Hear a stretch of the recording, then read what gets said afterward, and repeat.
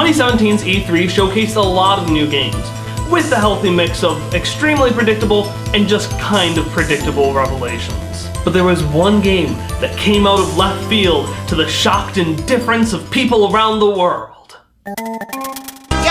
Ball deprivation! That's right, Bugsy is back, baby, and I don't think it's that controversial of a statement to say that he's probably going to be pretty bad. After all, being bad is what Bugsy does best. Sure, Bugsy starts okay, but things quickly evolve as the game starts to combine slippery, floaty controls with enemies that pop out of nowhere, falling damage of all things, and just generally death around every corner. And not content to just be very awful, the game tops it all off with a cool dude attitude that makes Gex look funny by comparison. Well, partner, this level ain't big enough for the two of us.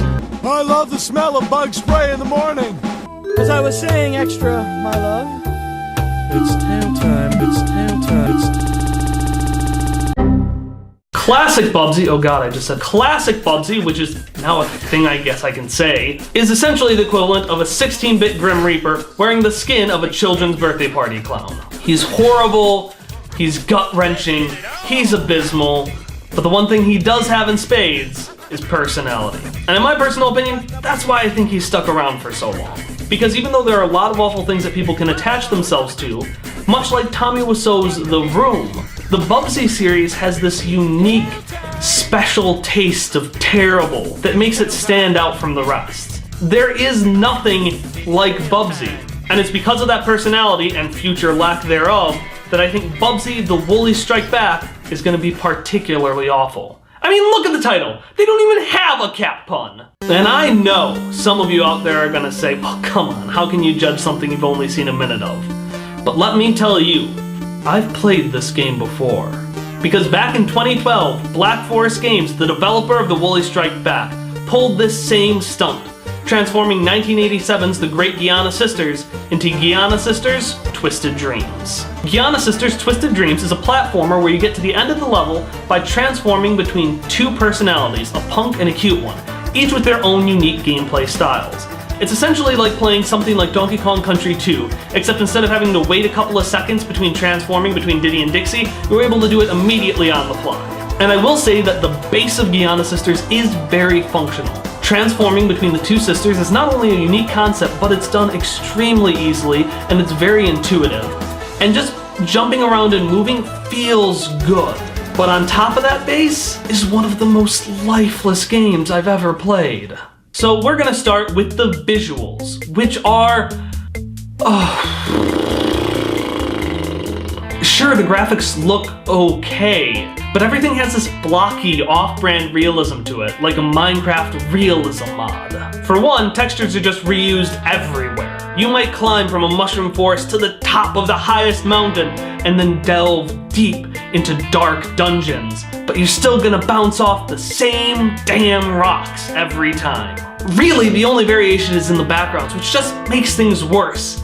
There's no negative space in Giana Sisters Twisted Dreams. Everything is everywhere. And because of it, there's this gripping sense of claustrophobia. Because in a good game, while the backgrounds wouldn't be completely white, they would have some noticeable difference from the foreground.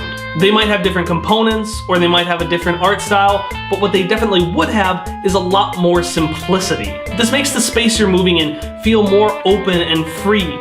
And in a game where mobility is your main asset, having that sense of freedom is extremely important. Hell, in Giana Sisters, it could have been done by doing something as simple as adding a slight blur to the background. One of the other downsides of having backgrounds made out of very similar textures as the foregrounds is that just how gamey everything is becomes so much more apparent. One of the benefits of having the background be a different part of the setting than the foreground is that you can't compare the much more organic looking background to the much more static foreground. In Giana Sisters, however, the background and the foreground are often conveying very similar things.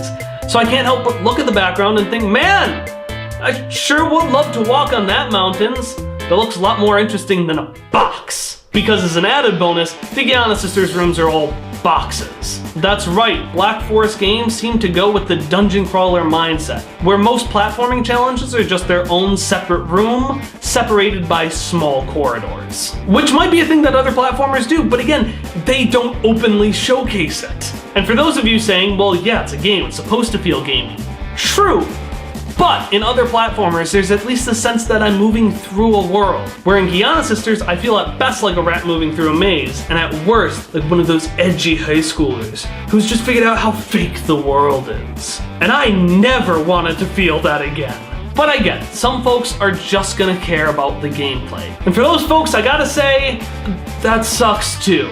Because the forests and the mountains and the mines don't just have the same rocks, they have the same gameplay as well. Because while new gameplay mechanics are added as the game goes on, there's virtually nothing to distinguish one specific level of Giana Sisters versus another, besides a basic palette swap. I mean, hell, Ice and Water worlds suck, but I can say that because in most games, they have distinct gameplay mechanics tied to them. But in Giana Sisters, it feels like everything put into a level was just put in at random. Because once a gameplay mechanic is established, it's just put in every single level from that point onwards. So no level gets to really toy with its own unique concept. And there could have been a way to save this. If the game had started in the forests and then moved to the mountains and then moved to the mines, there would have been this sense of, oh, well, the forest is the easy place, and the mountains are the medium place, but the mines, that's where the tough stuff happens. But every level from the beginning on is just randomly assigned a setting. There is no thought as to how the gameplay mechanics, the settings, and the 5-level songs are put together. They're just randomly combined every time, and because of that, there's no sense of distinctness for any particular setting. It just blends into one homogeneous sludge that might as well just be one super long level. And I can see you commenting, well, all the levels are the same because they're just so well designed, but nope, they fucked that up too. Despite being a very claustrophobic game that should be able to easily shuffle you from room to room, arrows are still pointing at your direction everywhere, amounting to this many in just one level. Additionally, Giana Sisters has a power-up. And I say it like this because this isn't something I noticed until 3.5 hours of playing the game. So this is how the power-up works. In Giana Sisters, you collect gems, but there's a special type of gem that when you collect it, 3 things happen. First, your amount of gems doesn't go up, which is something I'm looking at all the time, obviously. 2, you get a very faint, very easy to miss glow around you. And 3, you can take an extra point of damage before you die. It's basically the mushroom power-up in Mario, except it's just another coin, and instead of making you bigger, it just adds a couple of pixels of white. I have been playing games for over 2 decades, and the only reason I figured out this was a power-up was because I was rapidly trying to collect it, but only could after I took a bit of damage. Giana Sisters' lack of stylization doesn't just harm the visuals or the variety of gameplay. It actively inhibits one's ability to do anything other than just walk and jump. At its core, the game is functional, and nothing more than that. Which, if you think about it, is the exact opposite of Bugsy. Bugsy is a slimy, slippery piece of meat, while Giana Sisters is just a piece of stale bread. Sure, the first might make you retch, but the second one you're just gonna forget is there. Except now, Bugsy's that bread too. If you look at the trailer, you'll see the exact things I've been railing against this whole video. The claustrophobic backgrounds, the faint glow when you get a power-up, the rocks. Hell, they use the exact same item pickup sound.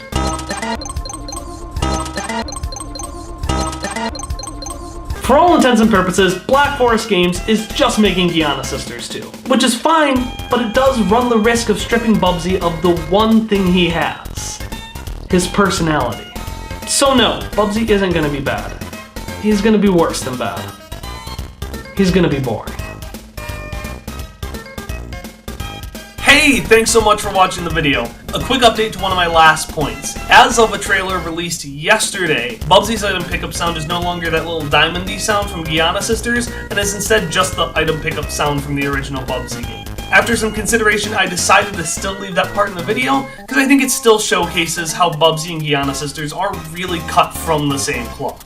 Anyways, thanks so much. If you liked it, you can leave a like or a subscribe or a comment. I don't know how people end this, so have a nice day.